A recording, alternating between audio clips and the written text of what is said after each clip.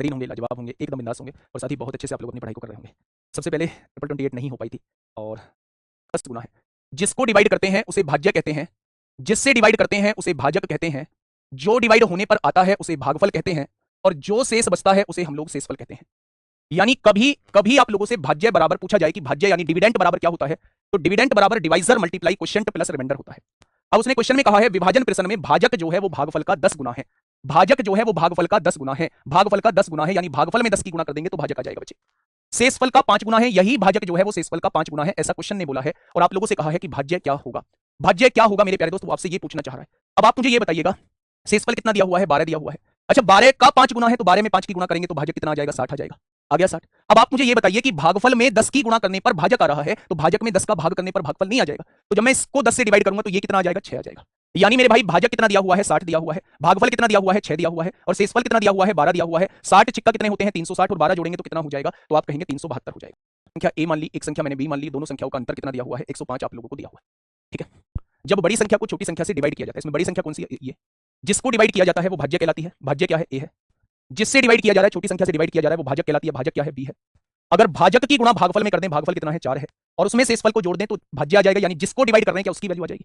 उसने ये कहा है बच्चे, उसने ये कहा है कि मेरे प्यारे दोस्त अगर बड़ी संख्या को छोटी संख्या से भाग दिया जाए, बड़ी संख्या को छोटी संख्या से भाग दिया जाए, छोटी संख्या बी है, जिससे भाग दिया जाता है वो भाजक कहलाता है। भाजक की गुणा भागफल में करेंगे, भागफल कितना है, 4 दिया हुआ है, उसमें शेषफल को जोड़ देंगे तो जिसको डिवाइड कर रहे हैं वो संख्या आपके सामने आ जाएगी। तो मेरे प्यारे दोस्त ए की वैल्यू कितनी आ जाएगी, 4b + 3 आ जाएगी। ए की वैल्यू 4b + 3 होगी, माइनस बी यहां लिखा हुआ है 105 हो जाएगा। अब 105 में से 3 जाएगा तो यहां कितना आ जाएगा, 102 आ जाएगा। 4 में से 1 जाएगा तो ये 3b आ जाएगा। 3 तिया 9 होगा और 3 चौक 12 होगा। अगर छोटी संख्या पूछी जाती है तो वो 34 होगी और छोटी संख्या 34 है, बी की वैल्यू 34 है, ये माइनस है, इधर इधर आके प्लस हो जाएगी। अगर बड़ी संख्या पूछी जाती है तो 139 हो जाएगी। छोटी संख्या पूछी जाती है, छोटी संख्या पूछी जाती है तो 34 हो जाएगी और बड़ी संख्या पूछी जाती है तो वो कितनी हो जाएगी, वो हो जाएगी मेरे प्यारे दोस्त 139। स्टैटिक्स के क्वेश्चन छूटते हैं। छोटी संख्या से विभाजित किया जाए, बी से विभाजित कर रहे हैं, भागफल कितना आता है, 9 आता है और शेषफल कितना आता है, 41 आता है। यानी कि मेरे भाई एक ही जगह हम लोग क्या लिख देंगे, एक ही जगह हम 9b + 41 लिख देंगे, यहाँ b है और इधर 2001 है। ये प्लस का 41 इधर आके माइनस 41 हो जाएगा, तो आप मुझसे कहने वाले हैं 1960 बच जाएगा। 9b में से एक b जाएगा, 8b बचेगा, 8 दूनी 16 होगा, 8 चौक 32 होगा, 8 पंजे 40 होगा। उसने पूछा है बड़ी संख्या के अंकों का योग क्या होगा, ये माइनस 245 है, इधर आके प्लस 245 हो जाएगा। 2001 में 245 जोड़ेंगे तो ये 2246 हो जाएगा। 2000 और 2 2245 और 1 40 हो जाएगा। अब उसने संख्या नहीं पूछी है, उसने अंकों का योग पूछा है, तो 6 4 10 2 12 2 14 हो जाएगा। Option number A is the correct answer. Option number A is the correct answer. बड़ी संख्या के अंकों का योग वो आपसे पूछना चाहता है। ठीक है, ये नंबर सिस्टम में आपके कुछ क्वेश्चन बचे हुए थे। एक ये डाउट मेरे पास आया था मेरे भाई, फटाफट मुझे बताइए क्या होगा इस क्वेश्चन का। बिल्कुल एक्सप्रेशन मेरे प्यारे दोस्त ये रहा और तीसरा एक्सप्रेशन ये रहा।